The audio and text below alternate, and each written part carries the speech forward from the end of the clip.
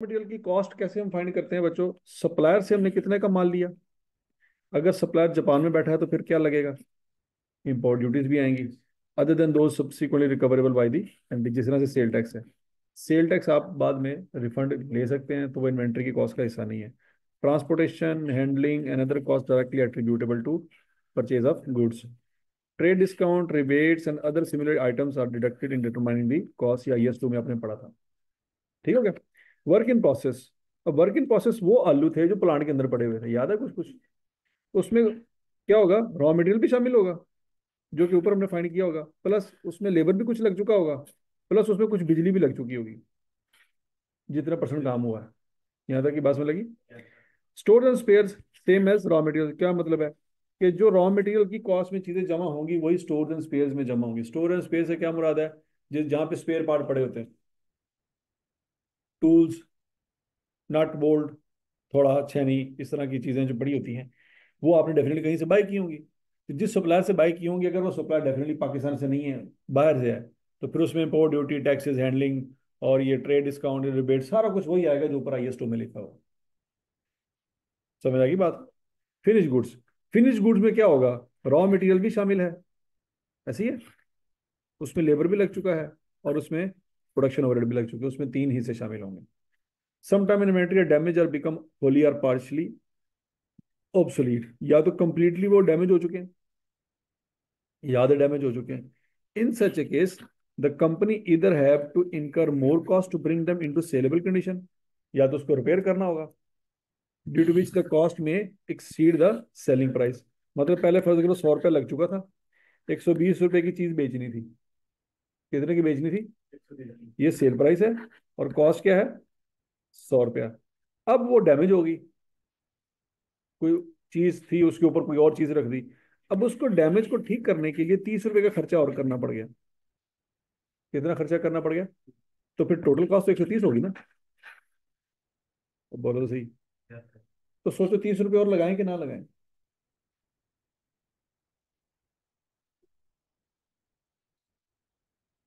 सोचो। क्यों? अगर उसको ठीक नहीं करेंगे तो 100 का। हाँ, अगर उसको ठीक नहीं करेंगे तो सेल भी नहीं होगा, तो फिर कितना नुकसान होगा? 100 का नहीं, अन्य हो 120 आएगा। कितने का सेल हो सकता है? आवाज नहीं आई। 120 का सेल हो सकता है, आपके 120 रुपये मर जाएंगे। समझ आ रही बात है? अगर उसको 30 रुपए लगा के 120 रुपये कमाए जा सकते हैं, तो फिर क्या करो? फिर ये ना देखो कि पहले कितने का था, अब तो बेड़ा गर्क हो गया। अगर 30 रुपए नहीं लगाओगे तो 120 रुपये, तो फिर अब ये ना देखो कि 100 रुपये लग चुका है, 30 रुपये और लगाएंगे तो कितना खर्चा हो जाएगा। अब 130 को ना रो। नहीं समझ लगी? क्या वो अगर 30 रुपये आप नहीं लगाते तो क्या उसको सेल कर सकते हैं मार्केट में?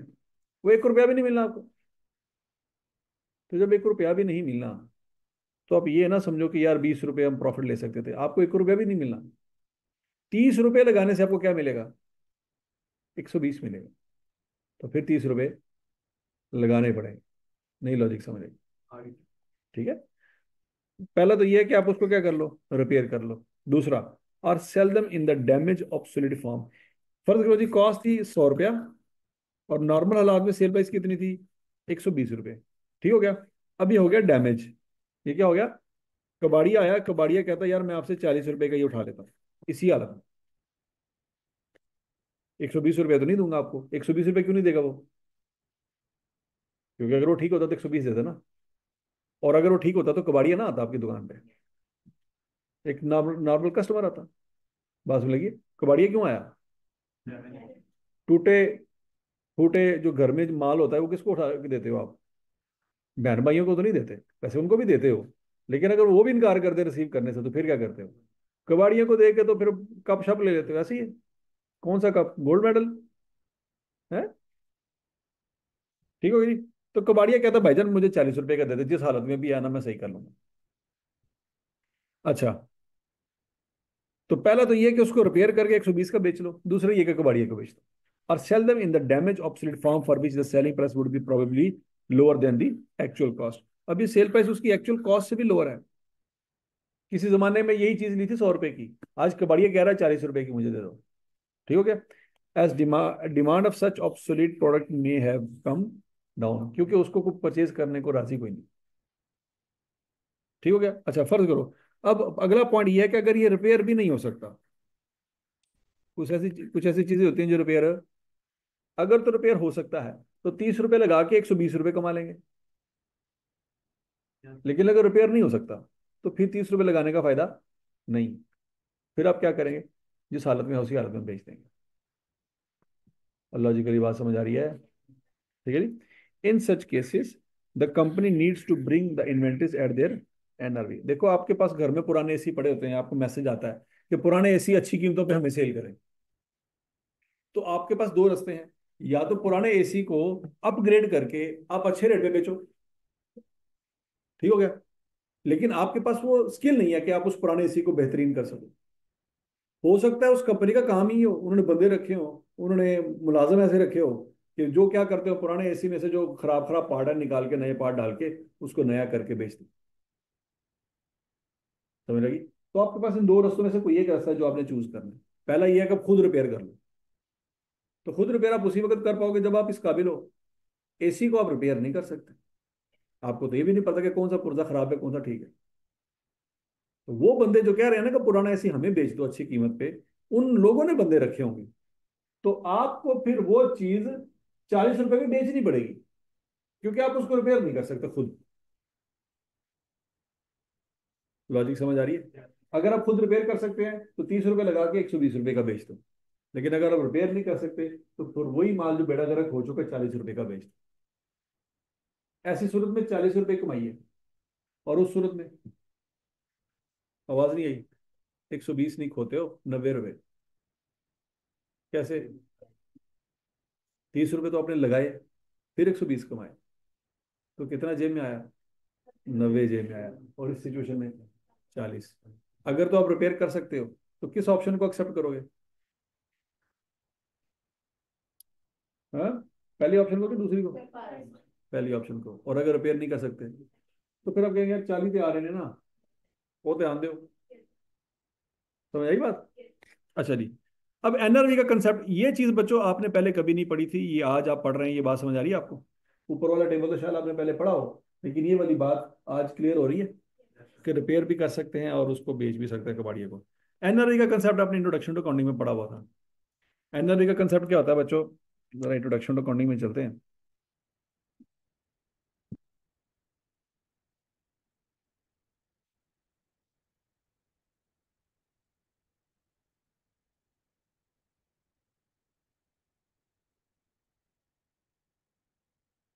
ये फार्मूला था एनआरवी का। एनआरवी का फार्मूला क्या था जी? Estimated selling price minus estimated completion cost minus estimated selling cost.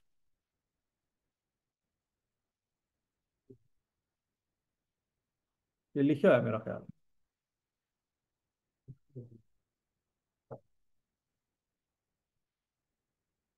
Estimated selling price minus estimated completion cost minus estimated selling cost.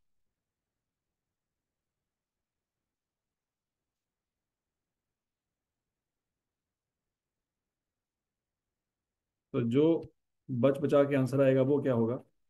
NRB.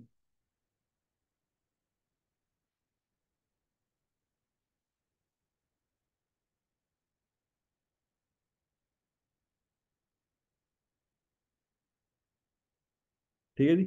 अच्छा, कंप्लीशन कॉस्ट में क्या क्या चीजें आनी है बच्चों, वो भी नोट कर लें। पहली चीज आनी है जी पैकिंग कॉस्ट।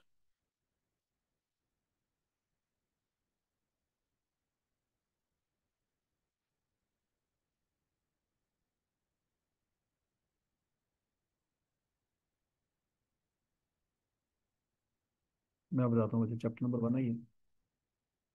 कंप्लीशन कॉस्ट में क्या क्या चीजें आएंगी बच्चों? पैकिंग कॉस्ट, रिपेयर कॉस्ट और पेंटिंग कॉस्ट।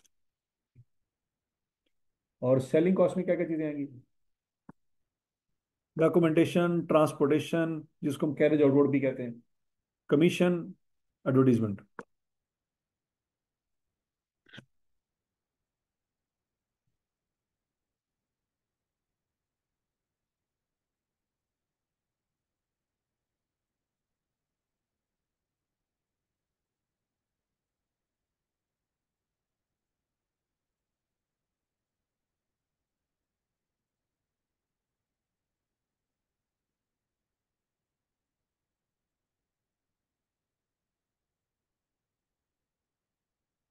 ठीक है जी।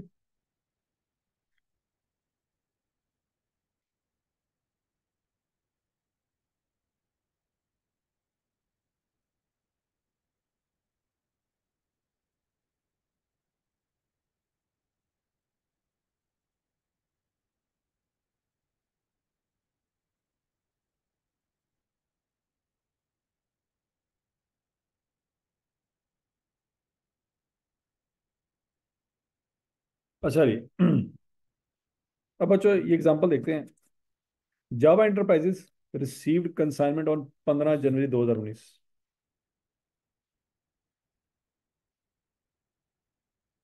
consisting of four different types of material items A, B, C, and D. The relevant data is given as under.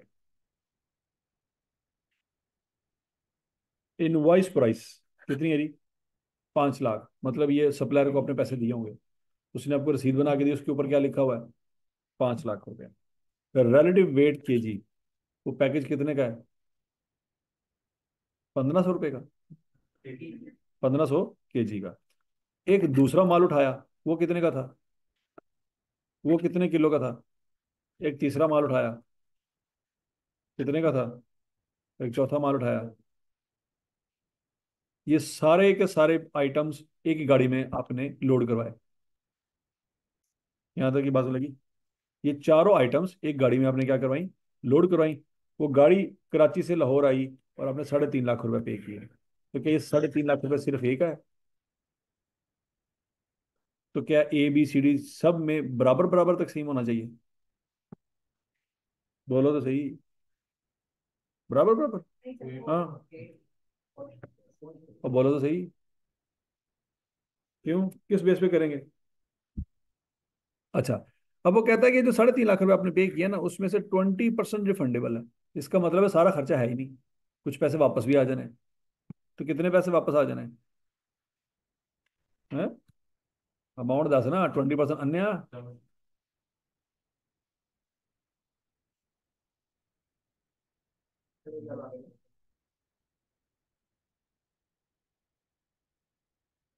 कितना वापस आ जाना है? 70,000 कैसे आया?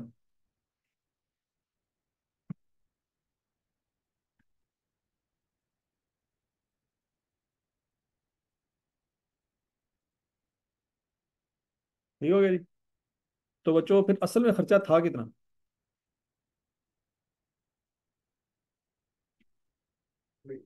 280। क्या आप मुझे 2,80,000 इन चारों आइटम्स में डिस्ट्रीब्यूट करके बता सकते हैं कि किस किस को कितना कितना चार्ज होगा? करें जरा, शाबाश।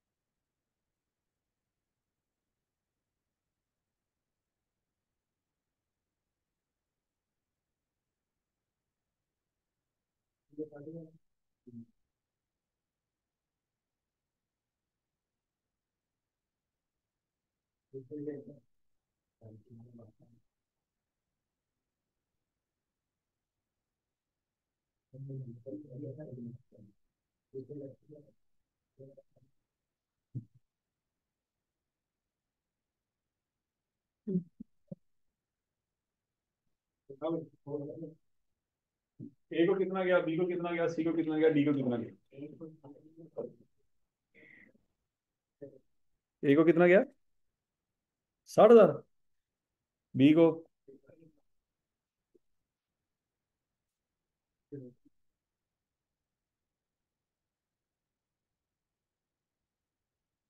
तो मिला कि नहीं? तो बच्चों टोटल कॉस्ट निकाल लेंगे हम इन्वेंट्री की। ये 5 लाख कहाँ से आया और 1 लाख कहाँ से आया? 5 लाख की इनवाइस और 1 लाख रुपया ट्रांसपोर्टेशन का। तो टोटल इन्वेंट्री ए हमें कितने की पड़ी? 6 लाख की। लेकिन उसमें किलो कितने थे? कितने किलो थे?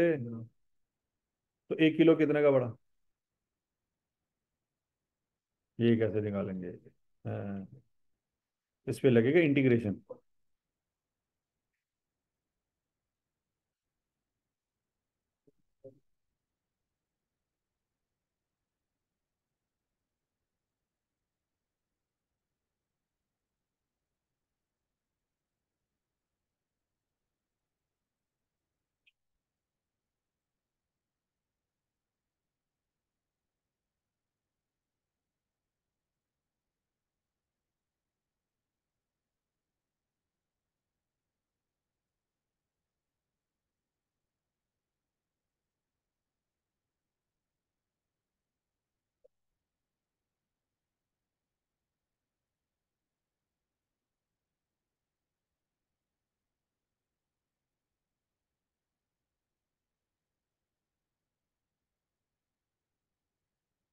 हाँ जी, समझ आ गई। 1 लाख कैसे है अभी बताएं दोबारा। इस 270 को क्या किया? 280। इसको किस पे डिवाइड किया?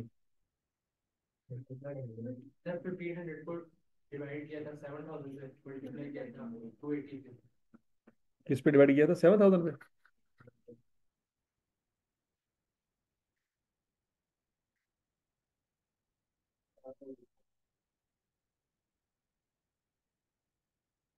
करने जरा।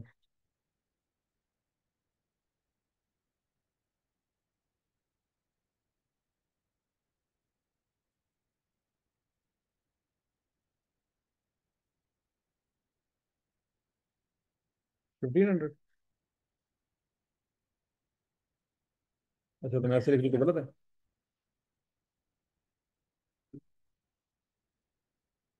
हाँ भाई। क्या पता नहीं। पहले तो देखो ना टोटल वेट कितना है। टोटल वेट कितना है? इसका मतलब ये हुआ कि ये जो 280 आपने पे किया, 7,000 किलो का पे किया। ऐसी है। तो जब इसको 7,000 पे डिवाइड करेंगे तो क्या आंसर आएगा? हाँ, 2,80,000 7,000 डिवाइड करेंगे तो 80,000। चवल कितना आएगा? तो भाई जन कर लो, जितना भी आएगा। अगले टाइम जी करना है तू। कितना आता है? इसका मतलब है 14 रुपये पर किलो आपको। 40 बोलो ना।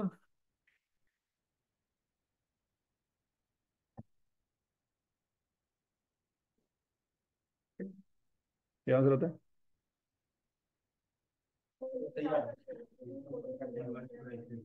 हैं?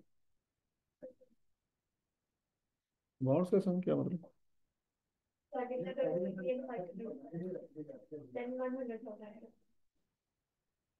समझ ही नहीं। इन सबको टोटल करें तो क्या आंसर आता है? इन सबको टोटल करें 280 आता है। तो फिर 1 लाख क्यों नहीं आता?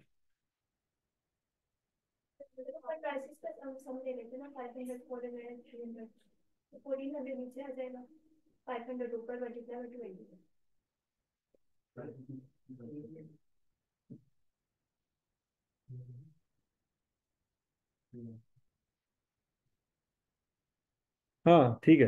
अब अच्छा सुनो, यहाँ पे उसने लिखा हुआ है कि ये जो फ्रेट है ना, आपने वेट की बेसिस पे अपोर्शन नहीं करना, प्राइसेस की बेसिस पे अपोर्शन करना है। क्या मतलब है? कि जो चीज़ महंगी है उसका ट्रांसपोर्टेशन का खर्चा भी ज्यादा होगा। नहीं समझ आ रही? मतलब आपने डायमंड परचेज किया है, तो डायमंड डिलीवर करने वाला बंदा साइकिल पे नहीं आएगा कि यार छोटा सा पीस है जेब च पाया था टोर पे। तो समझ आ रही बात की कि नहीं? तो जो चीज़ महंगी है उसको ट्रांसपोर्ट करने का खर्चा भी क्या होगा? ज्यादा होगा। ठीक हो गया? तो जो चीज़ सस्ती है उसको ट्रांसपोर्ट करने का खर्चा भी। मतलब आप इमेजिन कर सकते हैं कि आपने टीवी बाय किया और खोता रेडी पे आ रहा है। तो बोलो तो सही। ठीक हो गया जी? तो टीवी खोता रेडी पे नहीं आ सकता। क्यों बोला? खोता जिथे खलो गया टीवी बढ़ गया थोड़ा। ऐसे ही है कि भाई जो चीज़ महंगी है उसको एहतियात से लाना पड़ेगा, जो चीज़ सस्ती है उसकी खैर है। ठीक है भाई। तो यहाँ पे उसने यहाँ पे हमें खुद बता दिया है कि भाई आपने जो ट्रांस क्या कहते हैं, ये जो ट्रांसपोर्टेशन कॉस्ट है 2,80,000, उसको किसकी बेस पे अपोर्शन करना है? Invoice price. तो अब जरा दोबारा करें क्या आंसर आता है? 2,80,000 डिवाइड किस पे करेंगे? 1,400 पे। मल्टीप्लाई किससे करेंगे? तो आंसर आ जाएगा।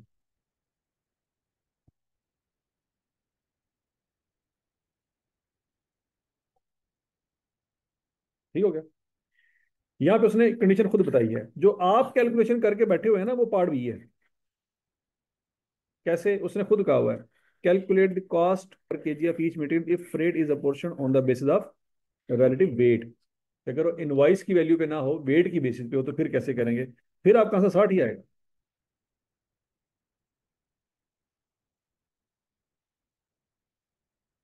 फिर आपका आंसर 60 ही आएगा। बस पार्ट ए में उसने कहा कि अगर इनवाइस वैल्यू पे हो तो क्या करना है, और पार्ट बी उसने क्या कहा है, इनवाइस वैल्यू की बजाय वेट की बेस पे हो।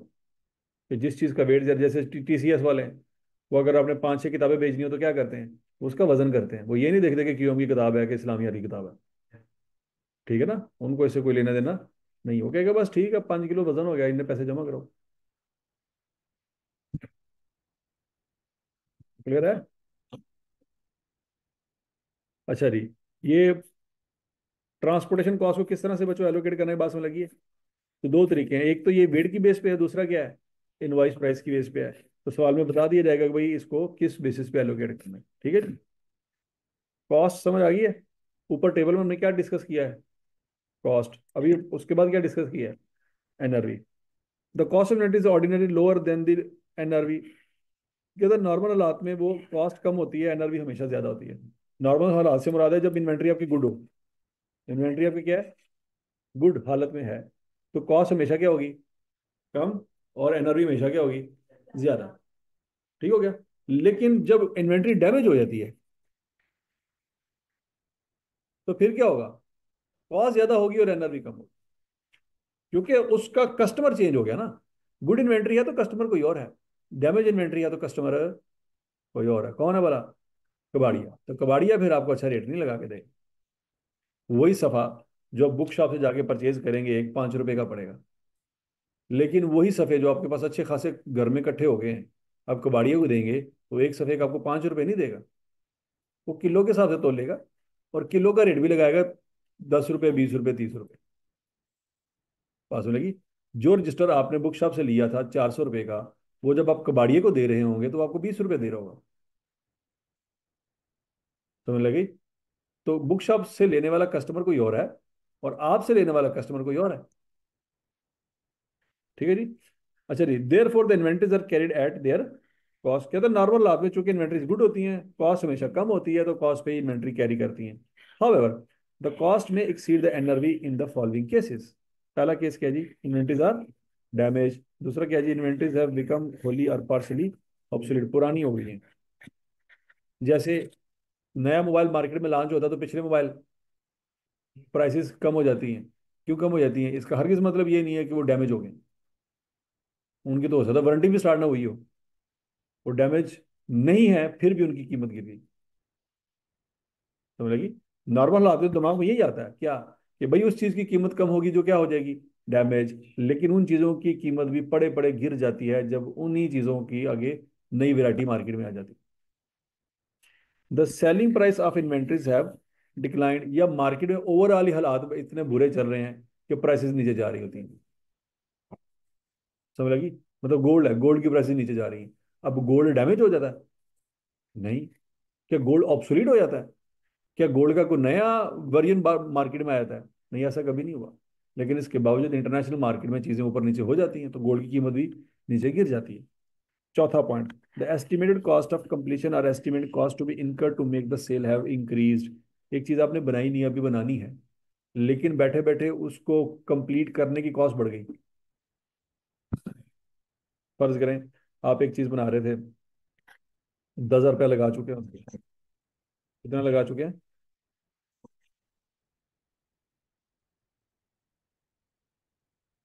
10,000 रुपया खर्चा आपका हो चुका है ऑलरेडी। अच्छा जी, अब आपने सोचा था कि यार इसके ऊपर मजीद 5,000 रुपये लग जाएगा ना, तो 15,000 की चीज़ मुकम्मल हो जाएगी। कितने की मुकम्मल हो जाएगी? और इसको मैं बेचूंगा मार्केट में, 17,000 रुपये की सेल हो जाएगी। लेकिन ये लग चुका है, ये अभी लगा नहीं है, ये भी अगले साल लगाना है। लेकिन सोचा हुआ था 2,000 का प्रॉफिट कमा लेंगे। कितना प्रॉफिट कमा लेंगे? 2,000 का। तो 10,000 तो लग चुका है। अभी 5,000 लगाने का सोचा हुआ था, रेट वगैरह पता कर लिए थे, पता लग गया था यार 5,000 रुपये हमारा खर्चा मजीद हो जाएगा, 15,000 टोटल खर्चा होगा। 17,000 का बेचेंगे, 2,000 का प्रॉफिट कमा लेंगे। लेकिन जब अगले साल वही खर्च चीजें मार्केट से मंगवा के लगाने लगे ना, तो ये 5,000 वाली चीजें 8,000 रुपये पहुंच चुकी थी। तो इसका मतलब है अब आपकी टोटल कॉस्ट कितनी होगी? 18,000। तो बेचना कितने का था? अब आपको प्रॉफिट की बजाय लॉस हो जाएगा। ऐसे ही है ना? तो इसका मतलब है उसकी कॉस्ट ज्यादा है और एनआरवी कम है, क्योंकि कॉस्ट 18 है और एनआरवी 17 है। तो उस सूरत में फिर हम 17,000 रुपये रिकॉर्ड करेंगे, 18,000 रुपये रिकॉर्ड नहीं करेंगे। कितने ऐसी सिचुएशन है जिसमें एनआरवी कम होती है, कॉस्ट ज्यादा होती है, बताएं जरा। 4? कौन कौन सी? इन्वेंट्री डैमेज हो जाए, क्या हो जाए? ऑब्सोलीट हो जाए, तीसरा मार्केट में सेलिंग प्राइस ही कम हो जाए, चौथा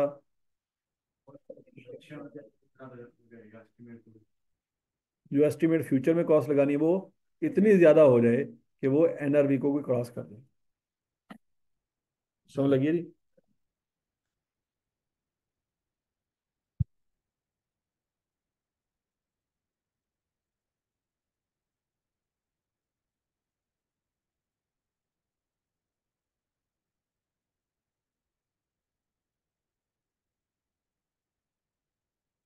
अच्छा जी, अब बच्चों ये सवाल देखें, business has 3 items of inventories.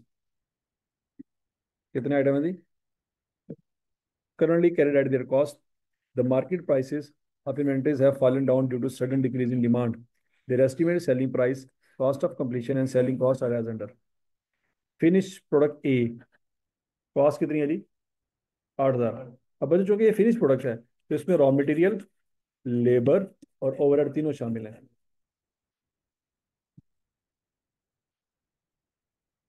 समझ लगी जी? तो कितने का खर्चा आ चुका है हमारा? 8। लेकिन मार्केट में बेचेंगे तो कितने की सेल होगी? लेकिन बेचने के लिए भी आपको ट्रांसपोर्टेशन या बाकी खर्चे करने पड़ेंगे, वो कितने खर्चे हैं? 500। तो बताएं इस वक्त इस इन्वेंट्री को अपनी किताबों में कितने रुपए का रखें? अभी बेची नहीं है।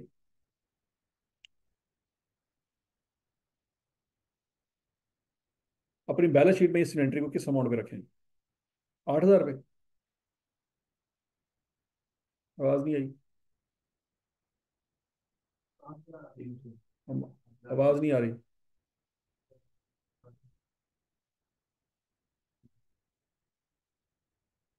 8,500? नेक्स्ट लेवल चावल है ये तो छोटी मोटी भी नहीं है।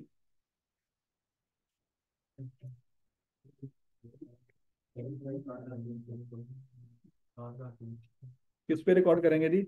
7,300 पे रिकॉर्ड। क्यों? ये चवल, ये आपको मैंने पहले पढ़ाई है, ध्यान से देखो।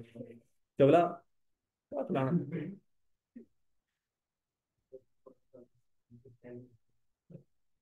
होनी बड़ी जरीश है होनी। कि सेल प्राइस में से क्या माइनस करना है?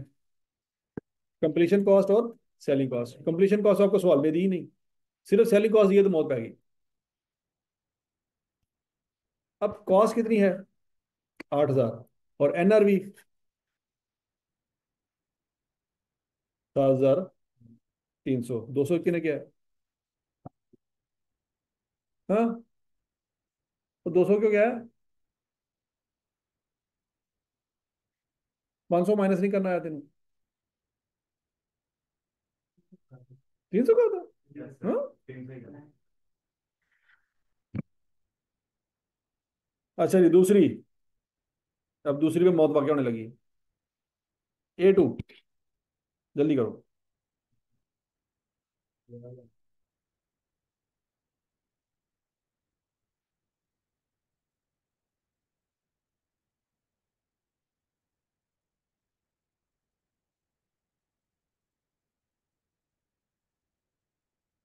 किस पे रिकॉर्ड करेंगे जी?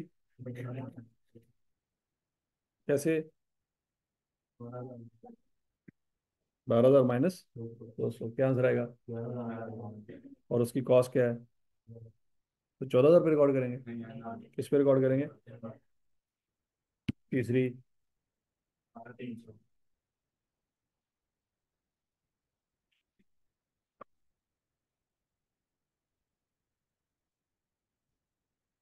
किस पे रिकॉर्ड करेंगे जी?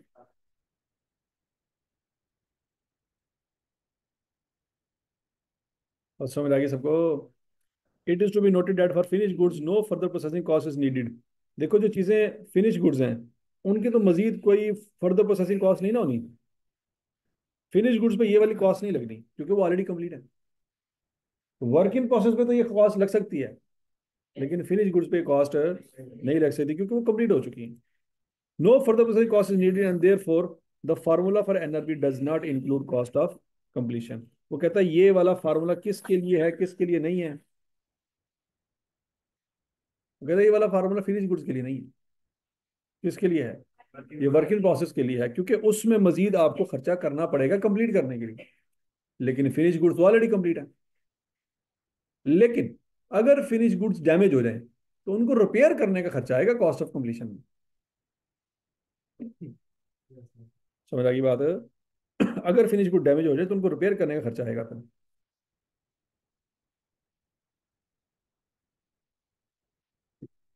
हाँ जी, एग्जाम्पल नंबर 4 करें। मुझे बताएं कॉस्ट क्या है और एनआरवी निकालें, और लोअर ऑफ कॉस्ट और एनआरवी में से जो वैल्यू बनती है वो बताएं। जल्दी करें, स्पीड मार।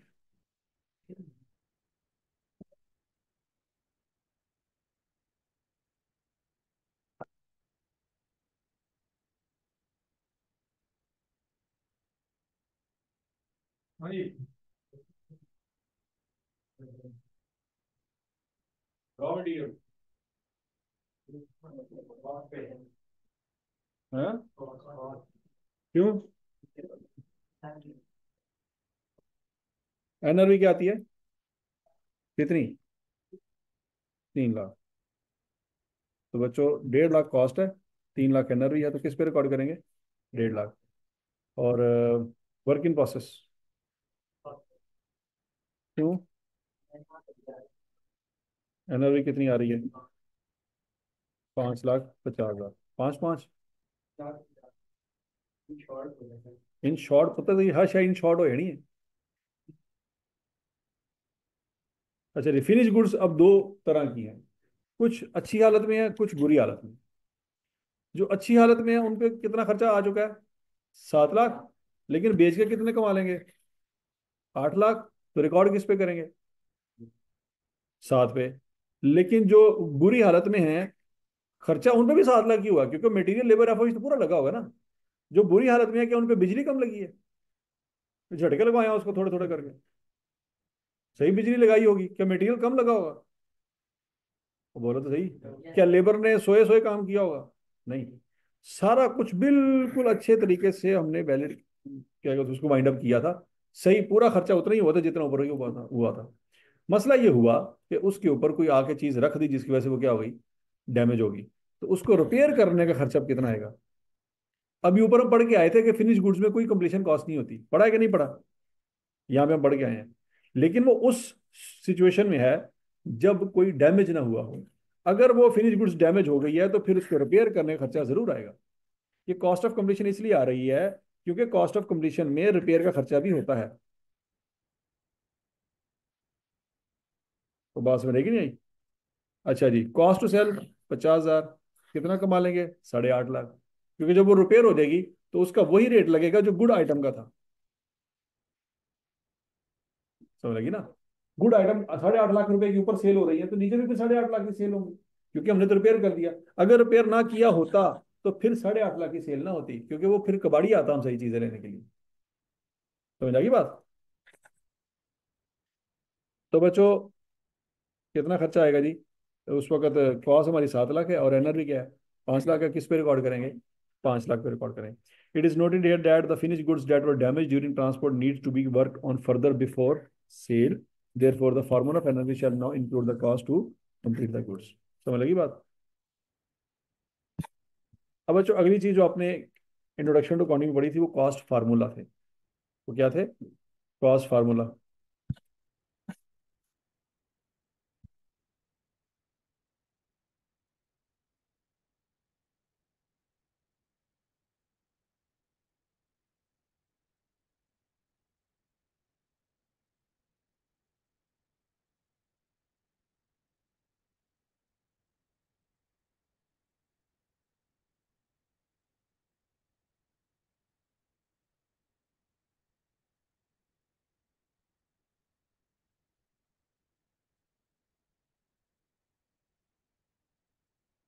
ठीक है जी। बच्चों दो तरह के आपने फार्मूले पढ़े थे, कौन कौन से? एक फाइफो और एक वेट एवरेज। सरल देखते हैं। On 1 January company had an opening inventory of 100 units which cost 50 each. During the year it made the following purchases. 5 अप्रैल को 300 यूनिट लिए 60 पे, 500 यूनिट लिए 70 पे, और 200 यूनिट लिए 80 पे। लेकिन 800 यूनिट बेचे भी। 200 यूनिट बेचे, 200 बेचे, फिर 200 बेचे, फिर 200 बेचे। लेकिन किस रेट पे बेचे वो सवाल में नहीं दिया हुआ है। क्या देना जरूरी था? अब बोलो तो सही। तो देना जरूरी नहीं था। अच्छा जी।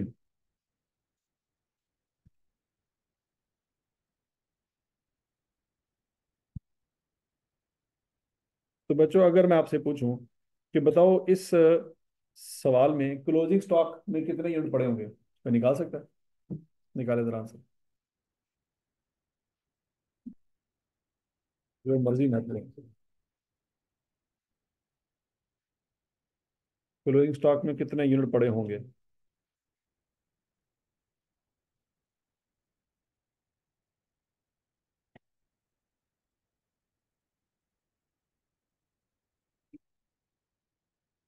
कितने यूनिट पड़े होंगे?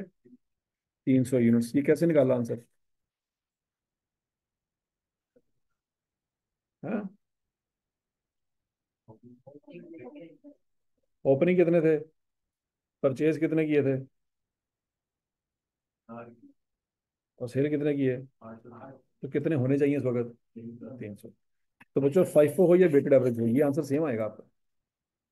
इसका तो फाइफो या वेटेड एवरेज से कोई लेना देना नहीं है ना। क्या है? और बोलो तो सही। तो फाइफो वेटेड एवरेज का लेना देना फिर किससे है?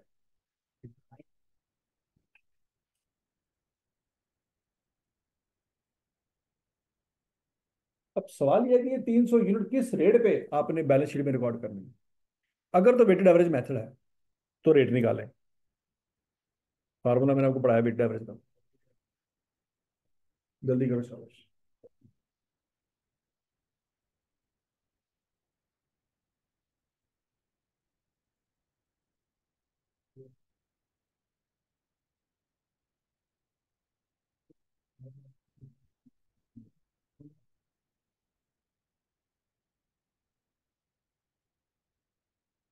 बच्चों याद है आपने इंट्रोडक्शन टू अकाउंटिंग में स्टॉक कार्ड्स पढ़े थे? नहीं नहीं याद आ रहा? मारो मारो केवल मारो।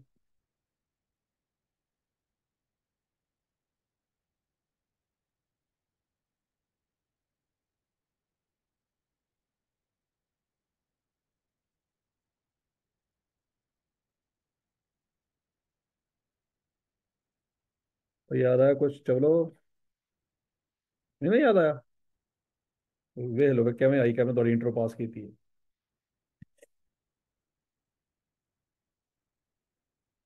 आई क्या कॉस्ट अकाउंट जो अक्ल कर लेगा थोड़ी सी।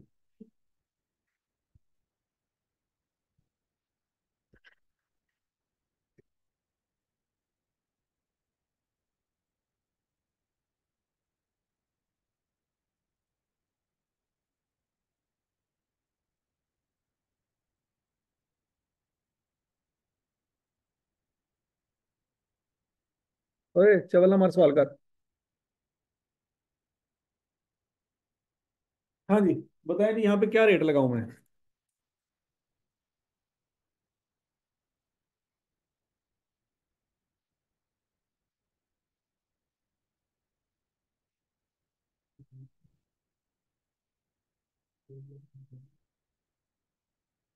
सही दर कहाँ से आया? इंट्रो पास है।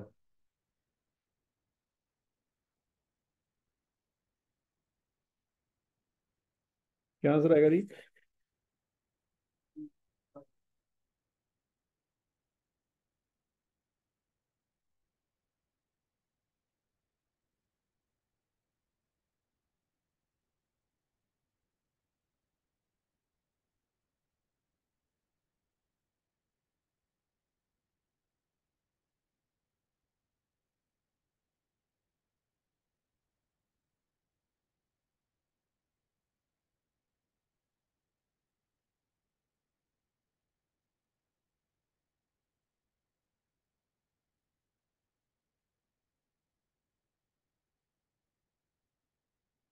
हाँ, ये कैसे हो गया? इंट्रो पास है।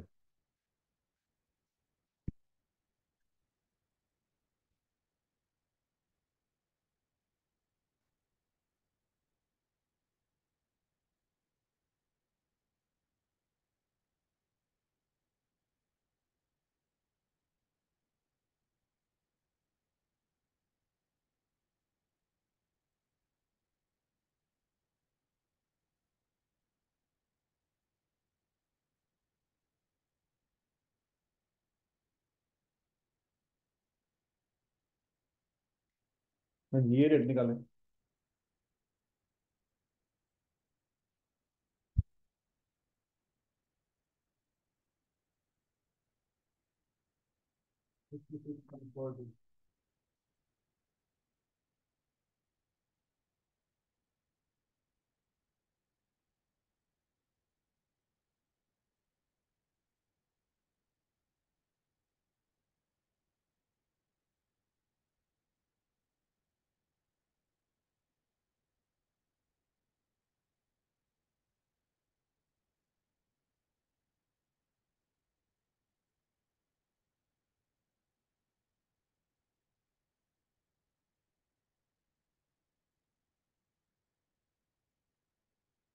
यार अपनी काउंटिंग एग्जाम सी, तो कैरियर तो बढ़ गया ना फिर।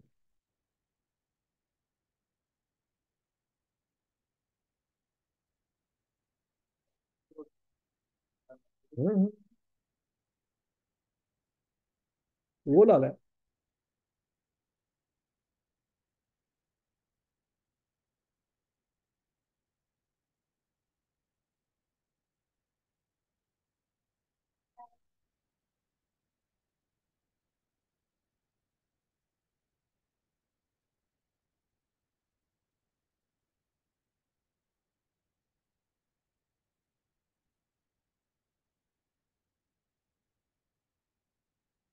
हाँ जी, ये जो मैंने किया है सारा अपने इंटर में पढ़ा हुआ है। याद करो, शाबाश। आ गई याद? हाँ, ले लो, कितना टाइम लगा तुम्हें याद करें? हैं?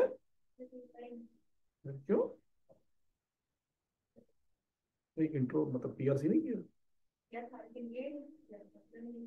या अल्लाह, ही बनेगा यार भाई, क्या आपका फ्यूचर बड़ा खतरे में है।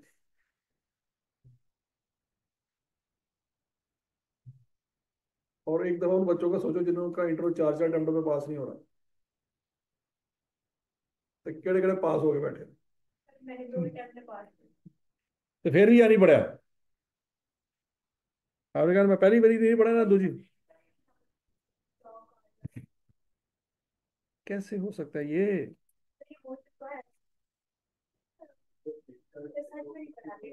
अल्लाह माफ करे या अल्लाह। बच्चे टीचर ਦੇ इल्जाम लान ਲੱਗ ਪਏ ਨੇ। अस्तगफुरुल्लाह, जुम्मे का भी वास्ता दे दिता बच्चों ने, मतलब टीचर ने चैप्टर पढ़ाया ही नहीं। अस्तगफुरुल्लाह अस्तगफुरुल्लाह।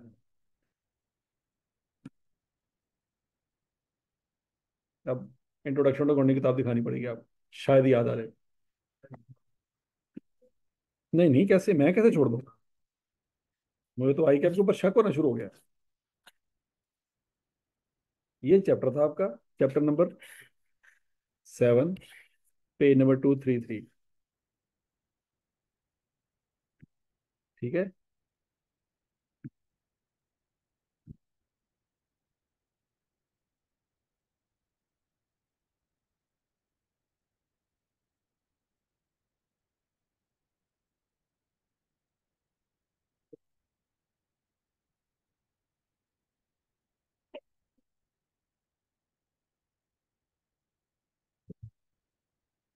नहीं नहीं, ऐसा कैसे होता?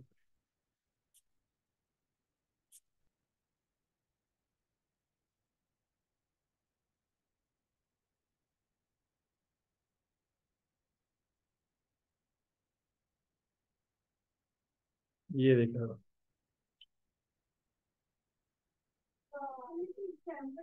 है ना, यही नहीं हमने की थी। ये देखिए बेटा,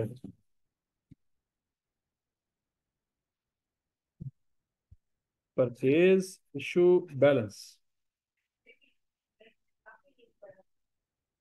क्या क्या, उसकी तो एग्जाम थी। वो तो पिछले 2 साल तो सानू पागल बना दिया।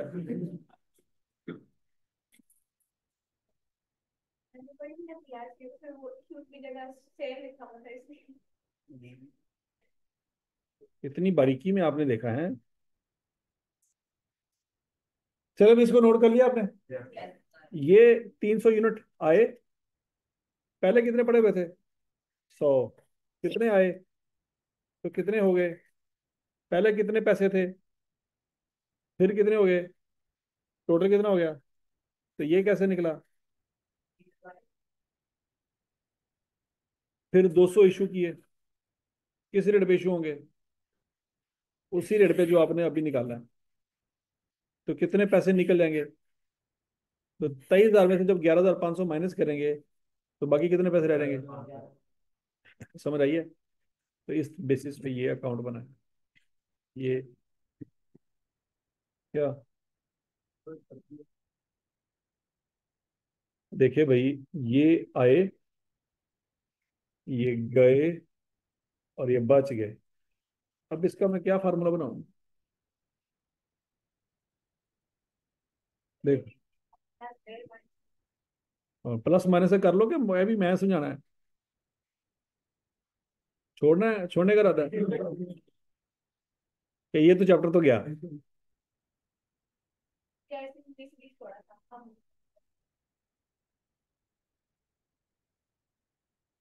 देखें, सीधी सी बात है, 100 यूनिट पड़े हुए थे, कितने बाय किए?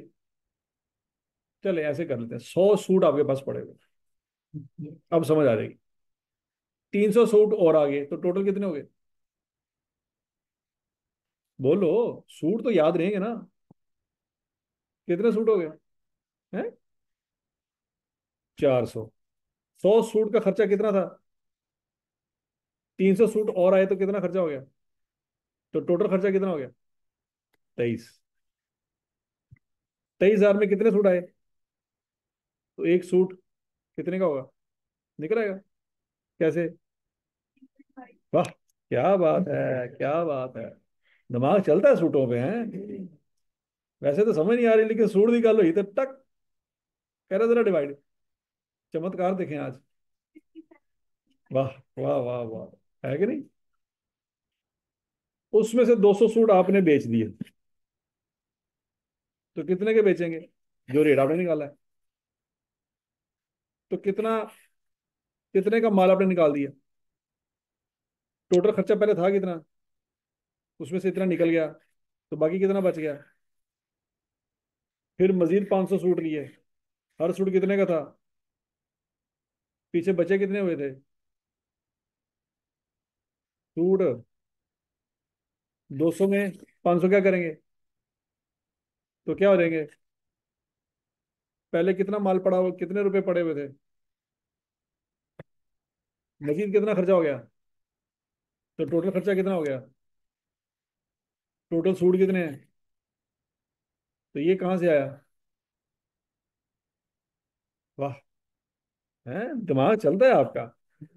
समझ लगी मुझे आपकी, कि आपको कॉस्ट अकाउंटिंग समझ कैसे आनी है। मसाल रेलिवेंट नहीं ना होती तो फिर समझ नहीं आती। तो मैं क्या समझावा, बनाना।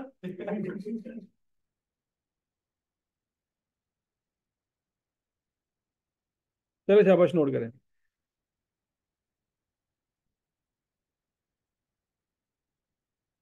शाबाश शाबाश शाबाश शाबाश, नोट करें।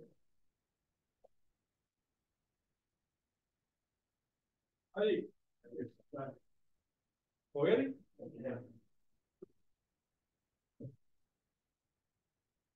अच्छा जी, अब यही सवाल अगर फाइफो से करना हो, इससे करना हो फाइफो से, तो बच्चों फिर कैसे करेंगे जरा बताएं। पता नहीं, वेरी गुड।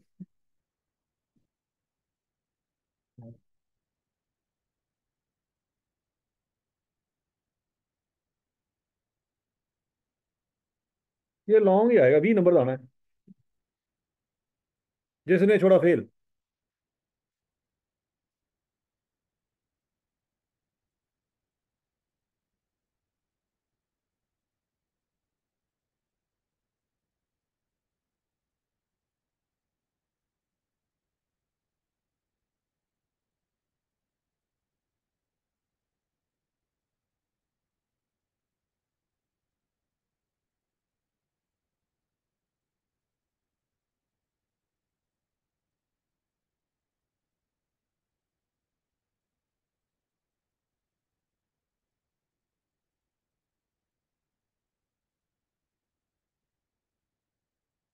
अच्छा जी, कितने यूनिट परचेज किए थे?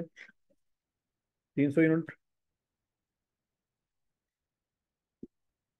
60 के हिसाब से कितना हो गया जी?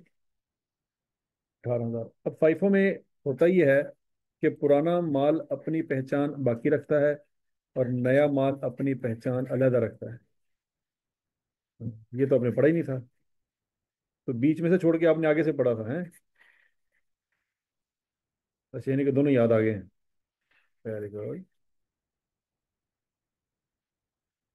हाँ जी, आपको भी कुछ याद आएगा नहीं? आ जाएगा, आ जाएगा। देखा, सॉफ्टवेयर अपडेट हो जाता है। हाँ, थोड़ी देर तक हो जाएगा। हम्म।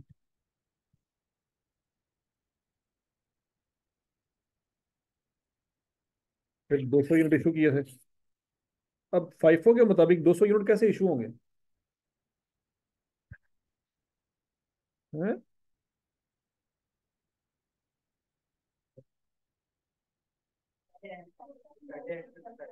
पहले वाले में से 100 जाएंगे,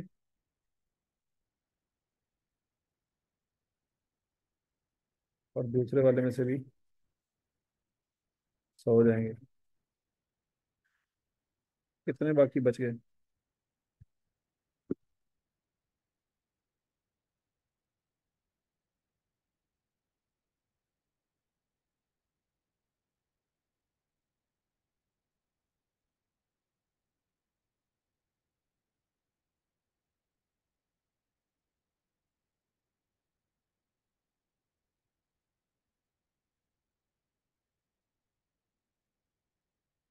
फिर उसके बाद 500 यूनिट आए।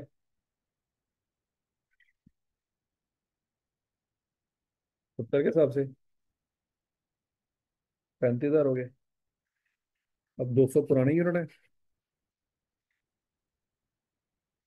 और 500 नई यूनिट है।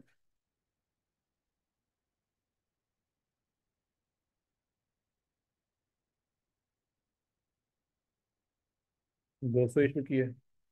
अभी 200 कैसे इशू होंगे? 60 वाले। पीछे कौन से बच गए?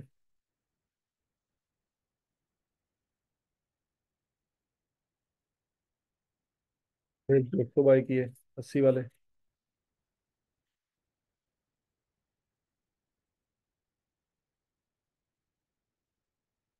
तो 200 ये आ गए, 80 वाले।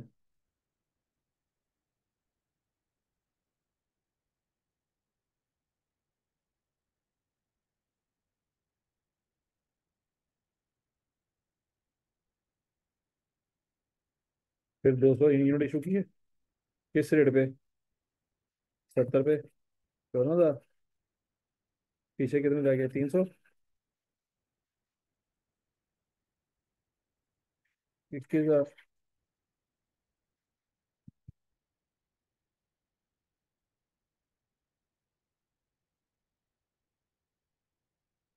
फिर 200 इशू किए।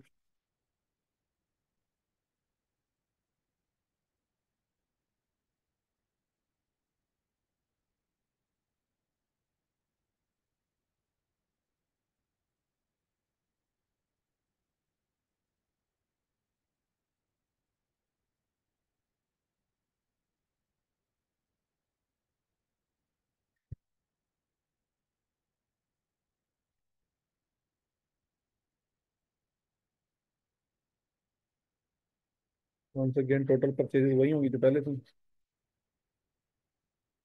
16 जमा 35 जमा 18, 69,000 cost of cell.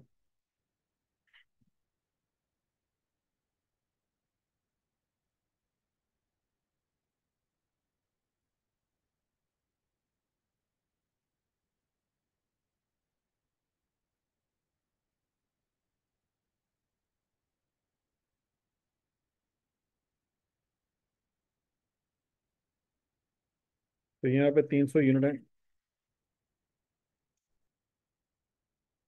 Total cost of 16 7 23,000। और यहाँ पे 300 यूनिट है, 21,092 के।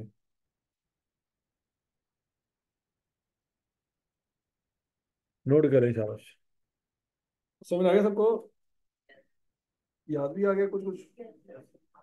आसान था मुश्किल था? हाँ। अभी तो मैं बहुत स्लो चल रहा हूँ। तुझे है भी ना समझ आया? ठीक है कि तेज है? हैं? बस ठीक है। कल आपने फिर कहना स्लो है, परसों आपने कहना सर ये तो आपने स्पीड पकड़ ली। हाँ जी। और FIFO वेटेड एवरेज याद हो गया?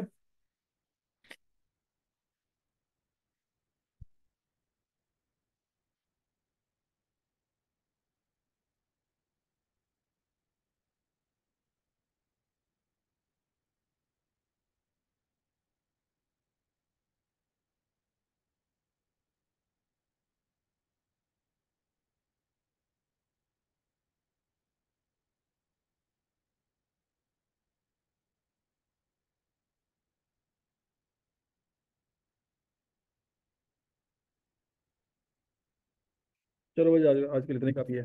कल इससे आगे कंटिन्यू करेंगे।